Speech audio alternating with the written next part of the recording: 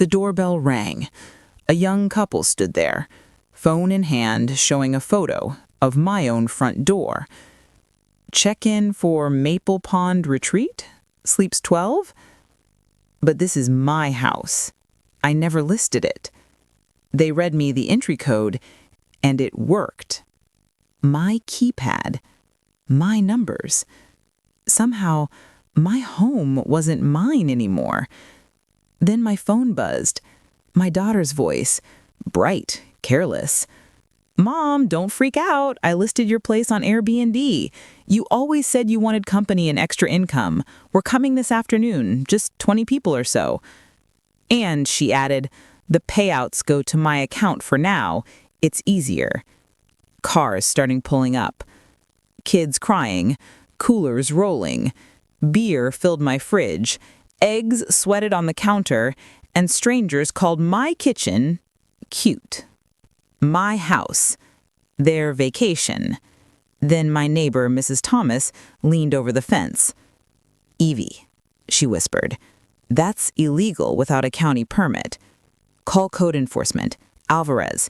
She doesn't mess around." By noon, I'd been to the county clerk, legal aid, and the bank.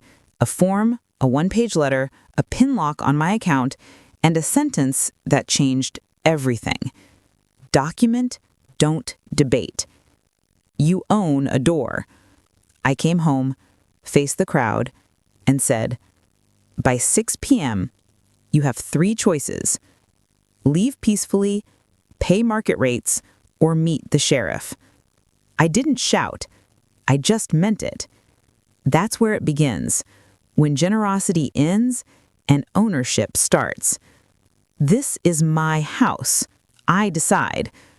My name is Evelyn, but nobody has called me that since high school. I'm Evie, to my friends, and to the bank teller, and to the woman who wrote, "Congratulations, Evie," in looping blue pen across the top copy of my deed down at the county recorder's office. 66 years old, a year and a half into widowhood, a careful spender who has been told all her life to be sensible. Sensible got me a decent retirement check and a car with more years left than I probably have.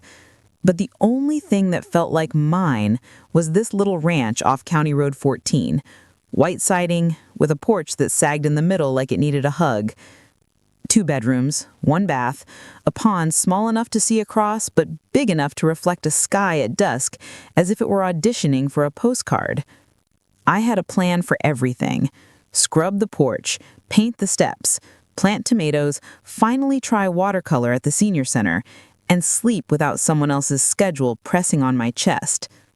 I made coffee, the real kind, in my mother's old stovetop percolator.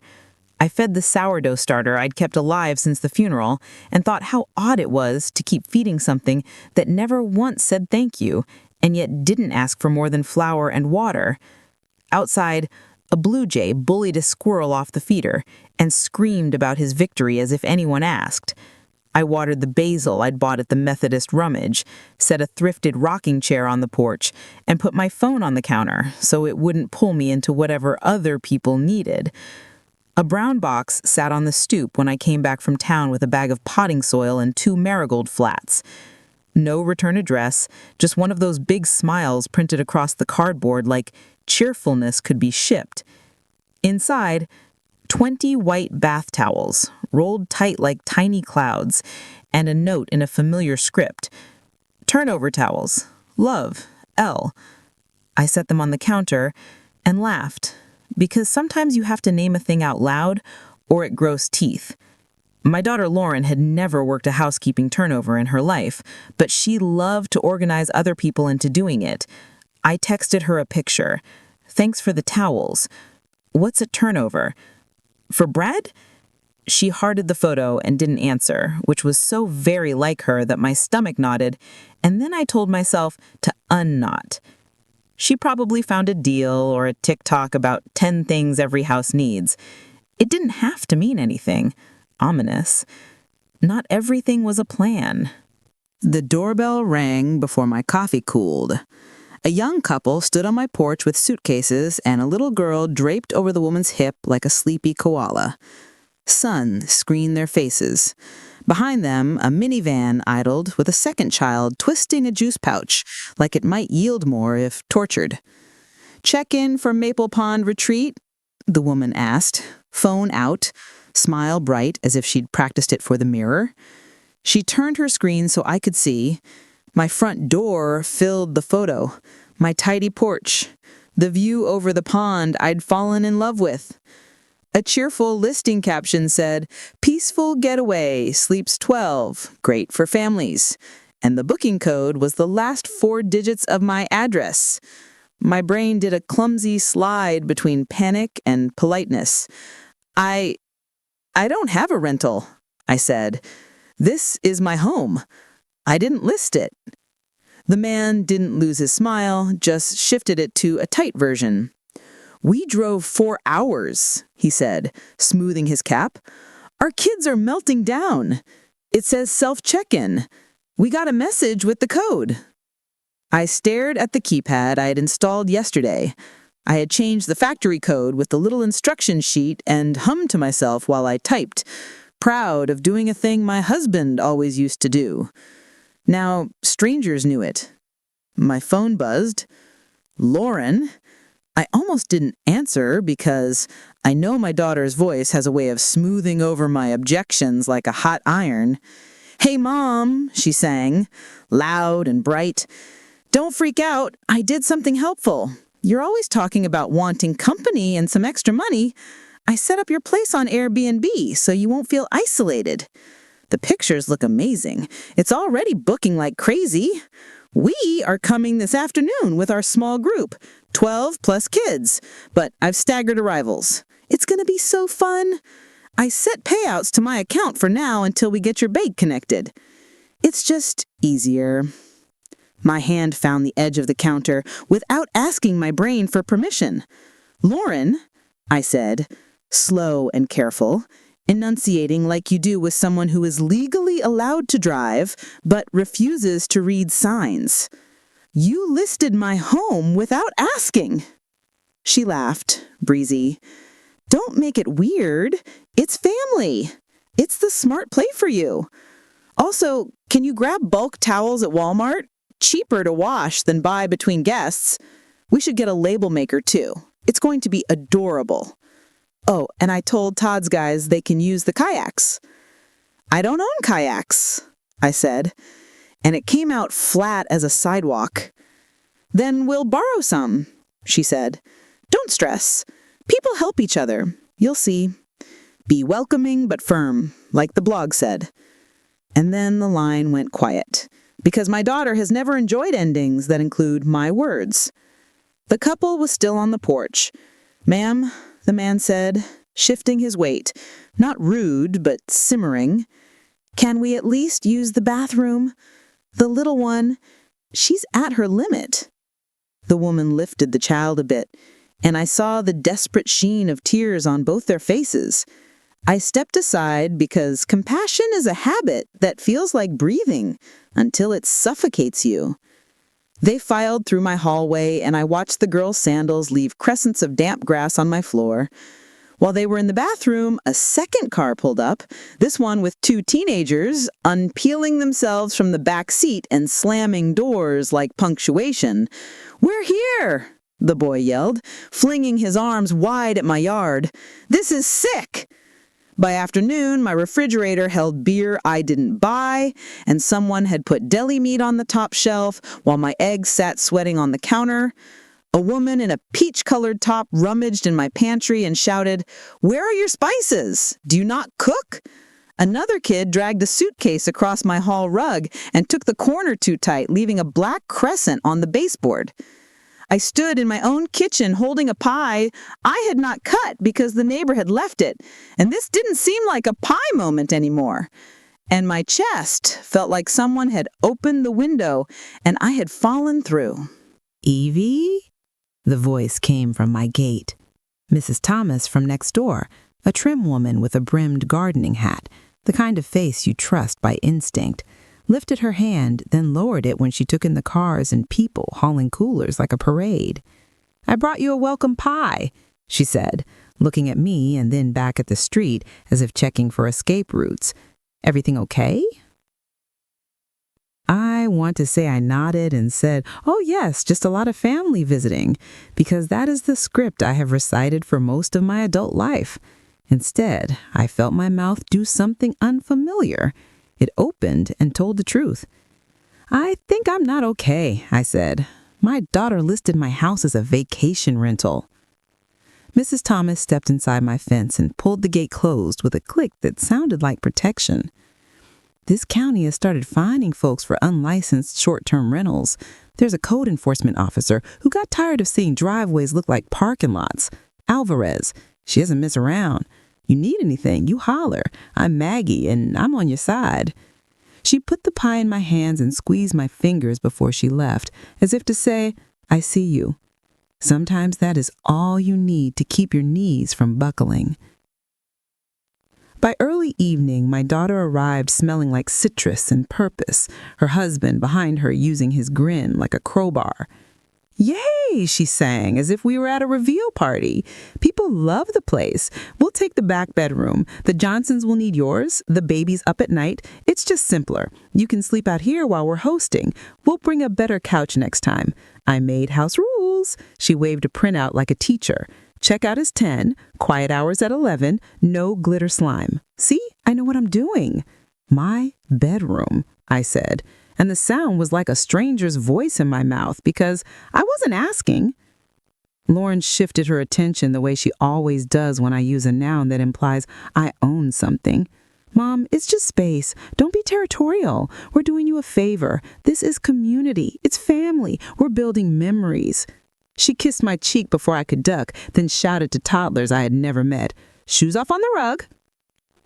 By midnight, I was aboard on my own couch, my spine a stubborn fence post, my mouth dry, a baby hiccuped, someone laughed too loud at a joke that involved my oven, and my neighbor's pie sat wrapped in my refrigerator beside a 12-pack of hard seltzer. On the counter, the top page of Lauren's House Rules glared up at me with a Venmo handle that wasn't mine. My alarm clock blinked 2:17, then 3:01, then 3:36, like it was doing a bit. When you can't sleep, time feels like an animal you can see but can't catch. On 7:02, I pushed my feet into sneakers, pulled on my husband's old flannel because courage wears familiar sleeves, and drove toward town. I did not go to Walmart for towels. I went to the county clerk. The clerk, a woman my age with a ring of keys clipped to her waistband, listened while I explained, and then she printed a form on paper that smelled like heat. "You have the right to ask people to leave," she said, tapping a paragraph that used the plainest words it could find. "If they refuse, call the non-emergency sheriff's line. We'll note it on file that there's an unauthorized short-term rental complaint. Code enforcement has your back." She leaned closer. "You're not the first grandmother to stand here shaking and mad. You won't be the last." 2 blocks over, above the diner, a door with frosted glass read Legal Aid. A young attorney in a thrifted blazer and mint green nail polish read my scribbles and nodded like everything I wrote had been in a language she spoke fluently for years. "We'll draft a letter," she said. "Keep it simple. Give options. Don't use adjectives. People should either choose to comply or refuse clearly. Clarity is your friend. Panic is not." She printed a letter that fit on 1 page and slid it into a manila folder. "If anyone raises their voice, you lower yours. If anyone gets big, you get small and call the sheriff. Don't argue your value. Just read from the paper." At the bank, I moved my emergency fund into an account with a daily withdrawal cap and asked them to add a PIN requirement for transfers. The manager, a gentleman with quiet eyes, said, "This saves a lot of heartache. It's not about trust, it's about guardrails." He looked like a person who had watched a lot of people slide off a lot of cliffs and built signs where he could. I sat at the counter in Marla's diner and told the waitress I wanted a cup of coffee and permission to sit with it like it was a friend. She slid a mug full of something strong enough to steam your sinuses and said, "Take your time." I took a pen from my purse and wrote on the diner napkin, "Offer choices with a deadline. No apologies. Calm voice. Sheriff if needed." When I turned down my road, the pond flashed blue like a warning and a welcome. I parked, walked into my house with my folder, and asked everyone to gather. My voice did not wobble. It didn't need to be loud. It needed to be certain.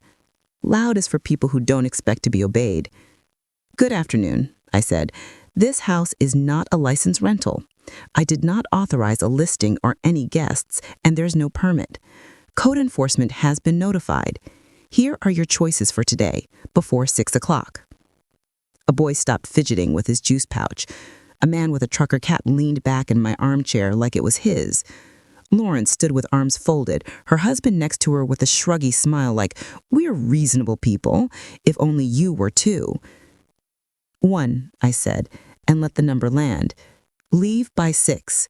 I have a list of hotels and churches that help travelers. No hard feelings. 2, stay one more night as paying guests under a written use agreement at market rates. $120 per bedroom, $40 for additional adult, $15 for child, plus a $250 cleaning fee. No outdoor fires, quiet hours at 9 p.m. Everyone signs.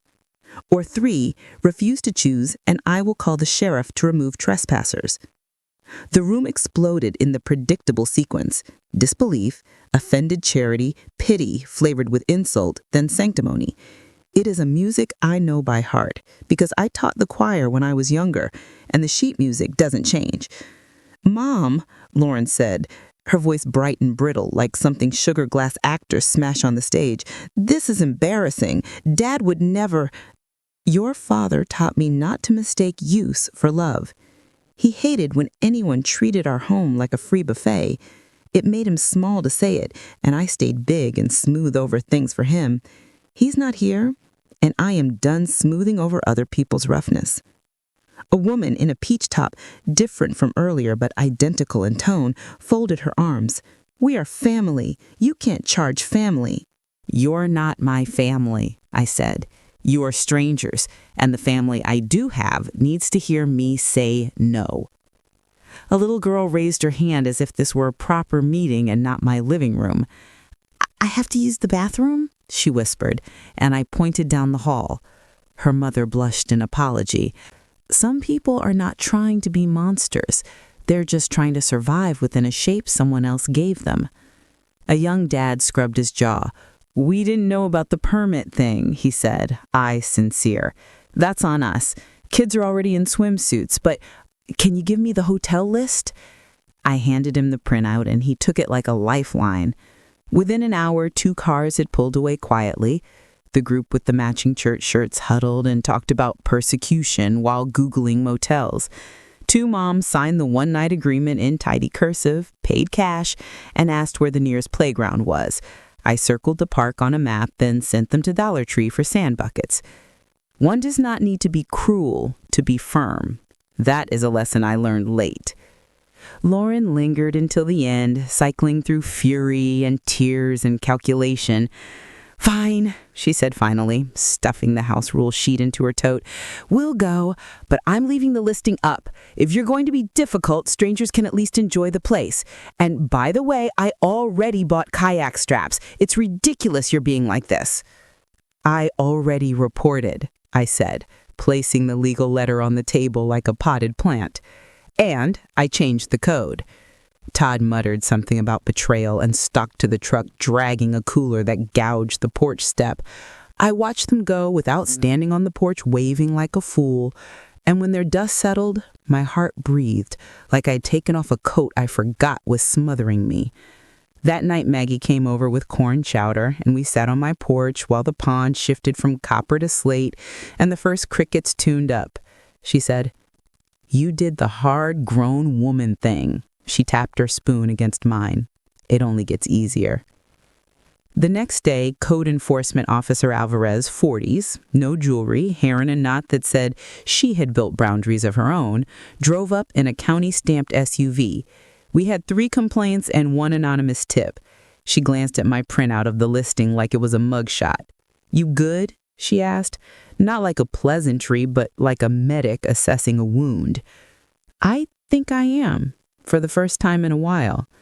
She wrote the file number on a card and slid it across my table. If anyone shows up with reservations, call me and then call the sheriff. Don't argue with phones. Document. Don't debate. You're not a customer service desk. You own a door." She nodded at the keypad. "That code is a boundary. Treat it like a fence." I painted the porch steps the next morning with a brush that took small, patient strokes. There is a temptation to take big swings after a victory, but small strokes cover better. The mail came. I got a postcard from my sister about decluttering books. I threw it away and kept my husband's dog-eared copy of Steinbeck. Keeping one thing and tossing another on your terms is a kind of prayer. Quiet lasted 9 days. On the 10th, my phone blew up during watercolor class. 3 unread messages became 12, became 30. I silenced it, inhaled, and tried to coax the pond's color onto paper without turning it into a blue blob. When class ended, I sat in the parking lot with the windows down and finally looked. Lauren had posted a long public story. When your own mother turns her back on family, pray for her heart, it's gone cold. She included a photo of my porch, a paragraph about elder isolation, and a donation link for our mom's wellness that, when you clicked, went straight to her Venmo. I felt a straight, hard flash of anger, and then a tide of something else. Grief that my own child would use the internet like a knife and call it love. My thumb hovered over reply. I almost wrote back with the facts, the county code number, copied the letter from legal aid, or offered a condensed explanation that would satisfy exactly no one. Maggie's words slid into my mind like cool water. Document, don't debate. I called legal aid and left a message. I called the non-emergency line and asked Deputy Hall if someone could explain what doxing looked like from a legal point of view. "Screenshots and logs," he said in a tired voice that suggested he had said those words too many times. Don't muddy your story by arguing online. People think keyboards are capes. In the grocery store, the woman bagging my apples asked if I was the Airbnb lady, not unkindly, and I saw how quickly a person becomes a story in a town like ours. I wanted my story to be the version where I stood up without punching down. So I went to Marla's Diner, ordered meatloaf and mashed potatoes with gravy like a warm blanket, and wrote a short email to the paper's letters section. "A Note from a Neighbor," I titled it, and said, "We're all trying to figure out how to be generous without being swallowed. It's okay to say no. It's okay to call the county and ask what's legal. It's okay to rest." When I got home, there was a car idling at the edge of my driveway. 2 men sat inside, one on the phone. The passenger gestured at my porch with the phone like he was taking a picture. I took my time pulling in. I stepped out, said hello as if we were discussing a lost dog, and held my phone so the camera saw them. They drove off without rolling down a window. The small muscles along my shoulders pulsed like wings I had never used. The next church bingo night, a woman I didn't like because she reminded me of the version of myself that apologizes for what's not hers to own, cornered me by the cookie table. "Family is everything," she said, intent and soft, as if bringing softness to a knife makes it a spoon. "You have to meet people where they are." "I am meeting them where I am," I said, and she blinked because she hadn't prepared for that answer. Todd texted me on a Tuesday night. "I'm praying you see reason. We just want to bless your home with laughter." I typed, "My home has laughter. It also has quiet," and put my phone face down. I made cocoa and sat with a blanket around my legs like an old woman in a movie who knows secrets. Maybe I had finally become her. The county levy meeting that month included a new line item about short-term rental permitting and enforcement, and I showed up with a sweater tied around my shoulders like armor. People spoke for and against, some with numbers, some with stories, one with a personal grievance disguised as a statistic. When it was public comment time, I walked to the microphone and said, "I'm not against visitors. I'm against being turned into a resource without my consent. I want our town to be hospitable, not harvested." A few people clapped, and a man who sells bait snorted under his breath. But when I sat down, someone I didn't know patted my shoulder, like we belonged to each other a little. Lauren stopped calling for a stretch, and then called the way a distant thunder does, far away until the sky splits it closer. "I made an appointment," she said, voice like she was reading a grocery list, "with a social worker. I'm concerned you are not capable anymore. You've always been generous. Now you're shutting people out. It's not like you." The room tilted slightly and then righted, like a boat passing through the wake of a ship. "I am capable," I said, each word a coin laid on a table one at a time. "I am not refusing love. I am refusing abuse. There is a difference. If you are concerned, I will gladly be evaluated by my doctor. If you are seeking guardianship, you should hire an attorney, and I will hire mine." Silence bloomed like a dark flower. "Why do you always make everything a fight?" she said. And I thought, because I have finally learned to hold my ground. I made an appointment with Dr. Patel, who has watched me cry and laugh and go through menopause and host a funeral and forget my reading glasses. He leaned forward as if listening harder could fix things. "Your cognition is fine," he said after a battery of polite humiliations, the kind where you count backward by sevens in a beige room. "Your boundaries are new. That is what's upsetting people." He smiled like a man who had just written growth on a chart. Age does not require surrender. It asks for discernment. The neighbor kids started waving when they rode past on their bikes. The boy in the ball cap called, "Hey, Miss Evie," in a way that made me feel like a landmark. At the community garden, I made friends with a woman whose husband had left and taken the Tupperware, which is a violence all its own. We traded recipes.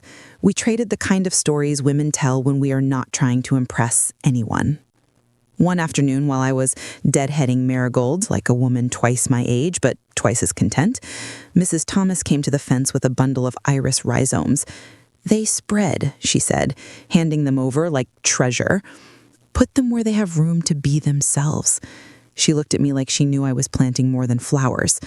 "Also," she added, "our church does a legal clinic once a month. If you want to draw up a living will or a power of attorney that names someone who isn't going to put your house on the internet, they'll help." Legal aid scheduled me with a volunteer, a retired lawyer with kind ears, who drafted the documents like he was copying a quiet map. I walked out with papers that said, in plain black and white, where my money would go and how my health decisions would be made and who would handle things if I couldn't. The someone I named was not my daughter. It was the bank's trust department, a sentence that would have made me cry 10 years ago and made me breathe steady now. By fall, the marigolds were ridiculous, and my tomatoes were the boss of me, and I sold greeting cards with watercolor ponds at the Saturday market. People bought them 2 at a time for shut-ins and cousins, and the one friend who texts memes at 2 a.m. "Your blues are so calm," a woman said, turning a card toward the light. "What brush do you use?" I told her the truth, the only one I own, cleaned every night and coaxed into doing more than it was built for. Lauren sent a text on Halloween with a photo of the kids in costumes and a caption, "They miss you." I wrote back, "I miss them too. We can have lunch in town next week. Just us. My treat." She responded with a thumbs up. I wanted a heart or a sentence with verbs and nouns, but I would take what was offered without writing poetry into it. We met at a sandwich shop that puts too much mayonnaise on everything and calls it hospitality. She looked tired, the way mothers of little kids always do, but also like she was carrying a backpack full of rocks. "I'm sorry," she said, surprising me. Some apologies crack like a dry twig. This one laid down like a dog at your feet. I shouldn't have done the listing without asking. "Todd," she stopped as if choosing which truth would hurt least. It seemed like a good idea to him. "It wasn't," I said, easing the words into the space like furniture you don't want to scuff the walls with. "You were always the helper," she said. "It's weird seeing you be not that. It makes me feel like I lost something I needed. You lost something you used. Those are not the same." I touched her hand quickly. "I love you. I will always love you. I will watch your kids for a Saturday afternoon if we plan it. I will not house a dozen people and be told it's generosity. I won't be listed or leveraged. I won't be reposted." She laughed, a small cracked sound, then nodded.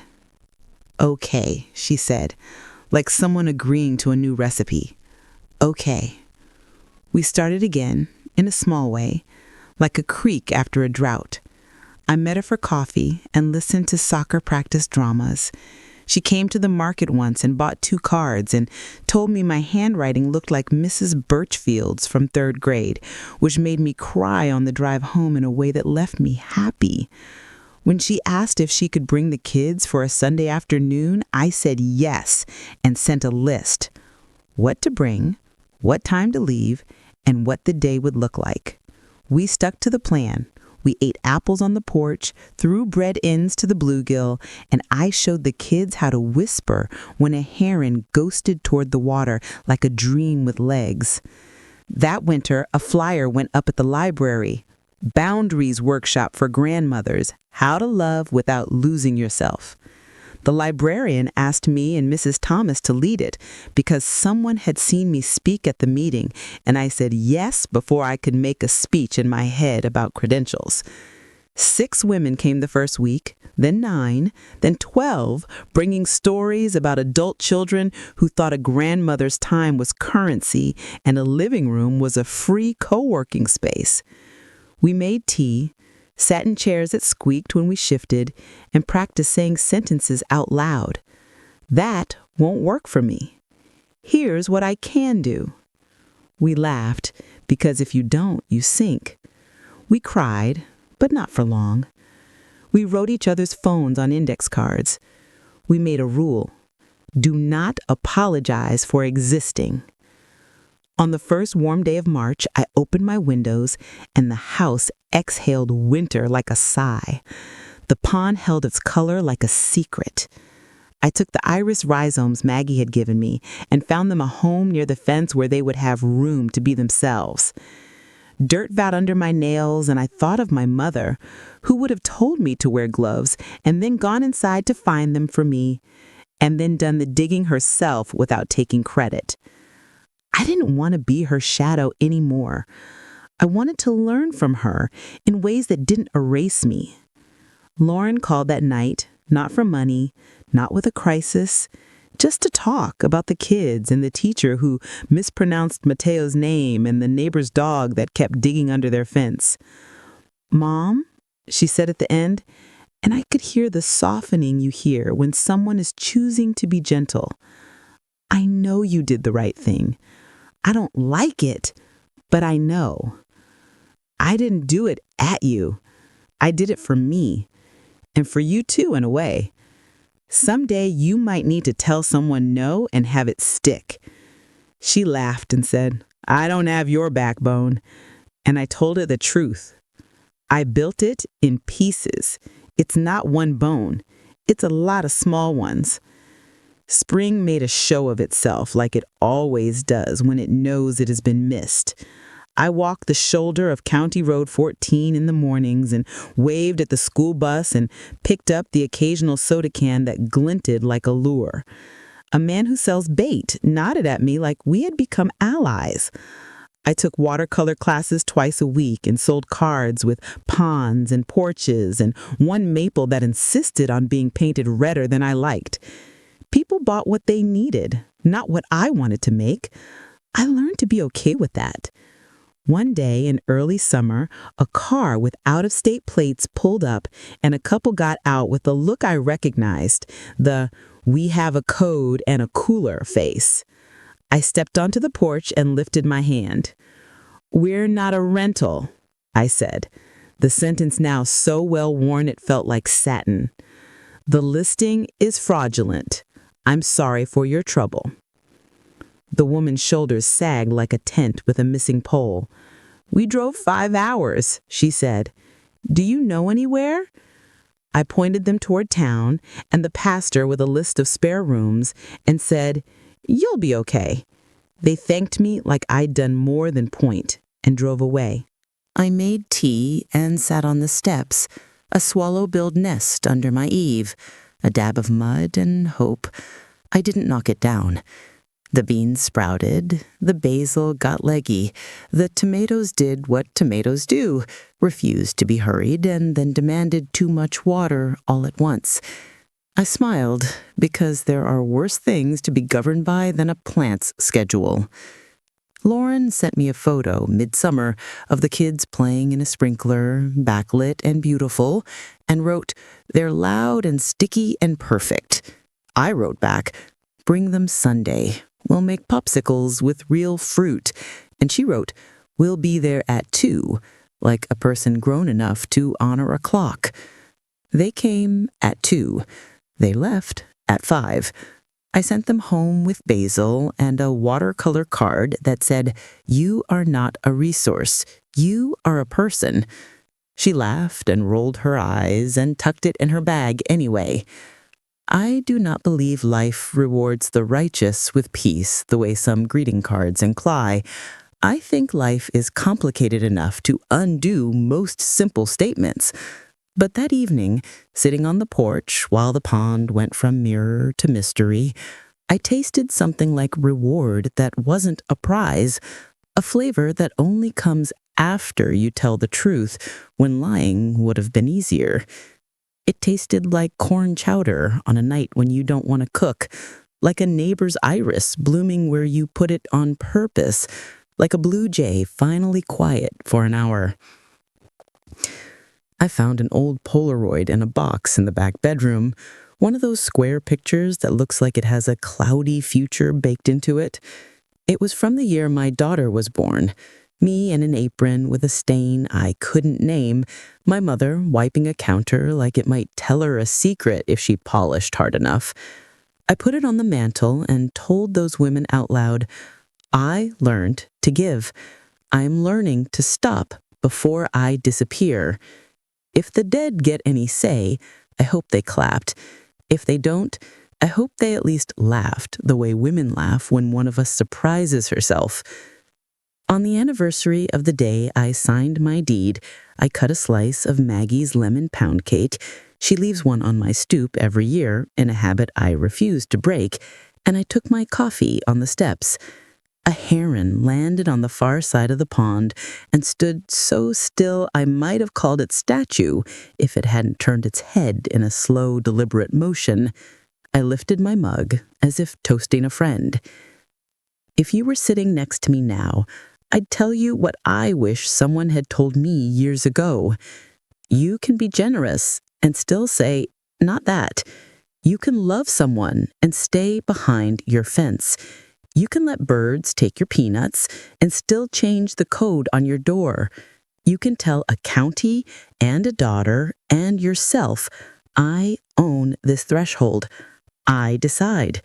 The world will not hand you peace in a box. The world will not make a listing and call it your home.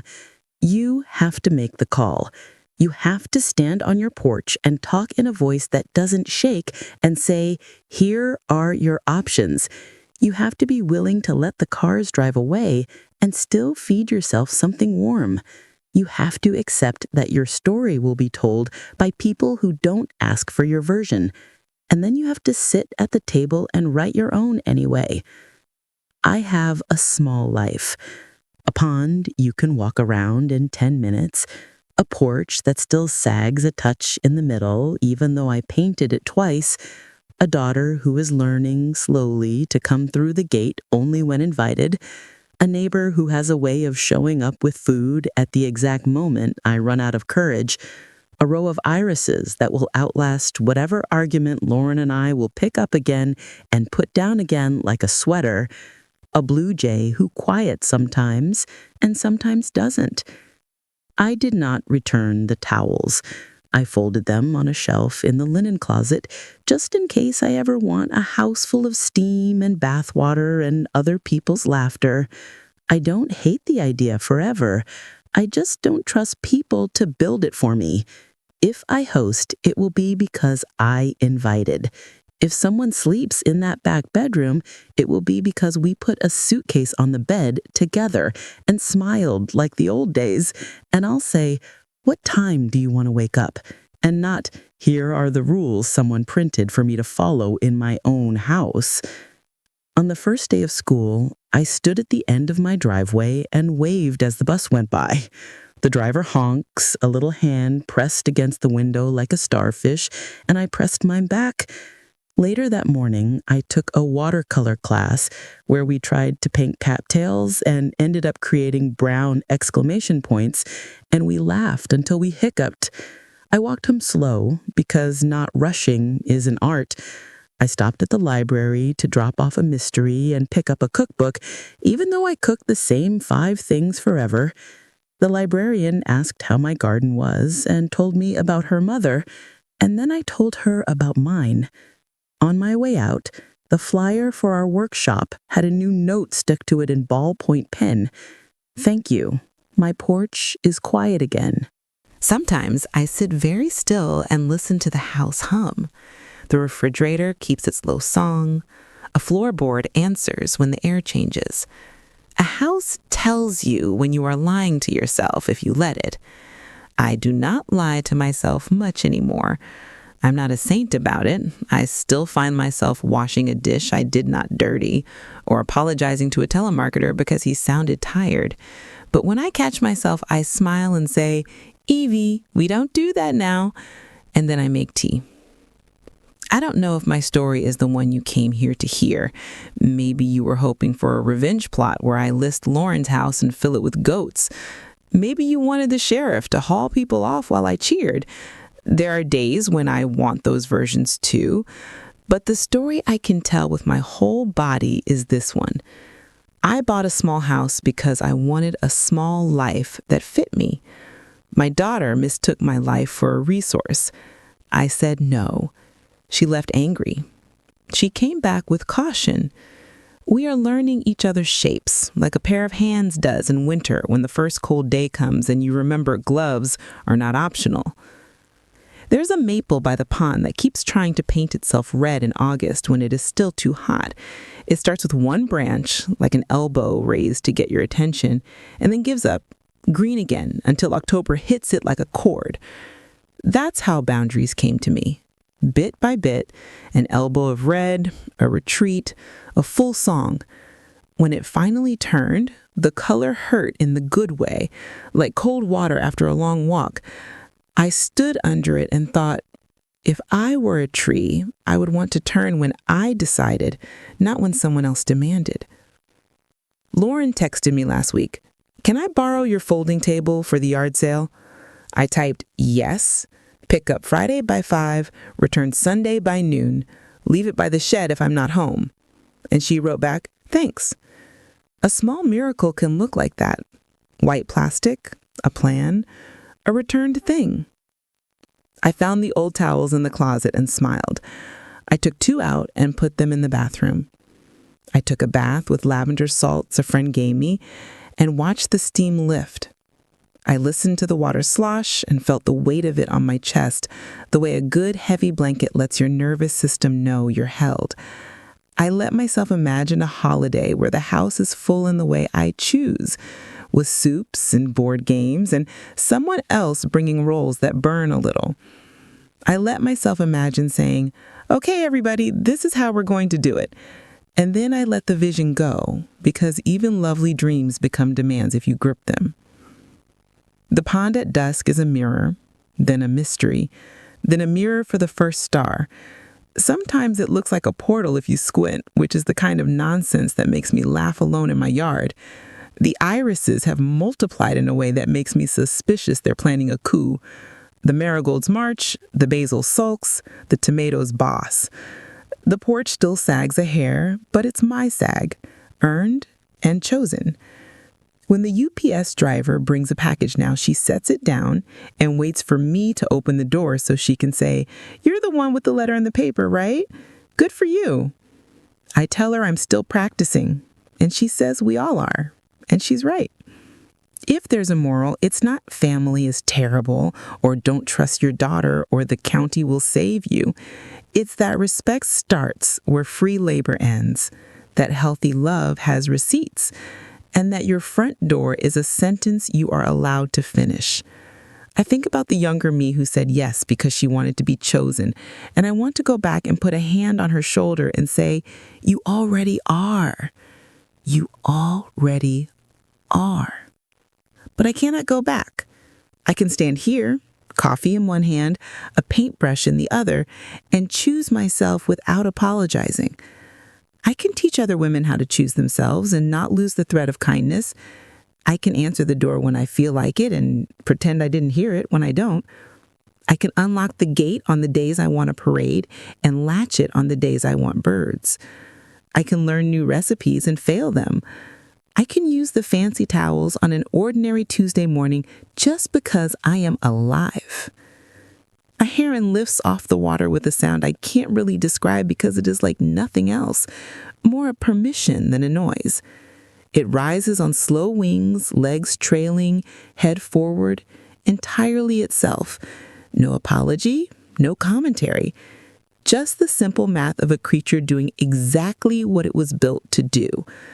I watch it go, and for a second, I swear everything makes sense.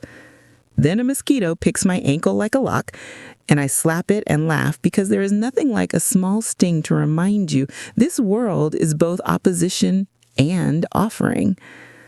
I lock my door at night with a code only I know. I make tea, I call my sister, and we talk about nothing in the way that makes your day feel held. I text Lauren a photo of the pond, and she writes back a heart, and I take it for what it is, a pixel of peace. I sit on my porch, and I say a sentence out loud so the house hears it, and the pond hears it, and whatever version of me who would have said yes without thinking hears it. This is my home. I decide.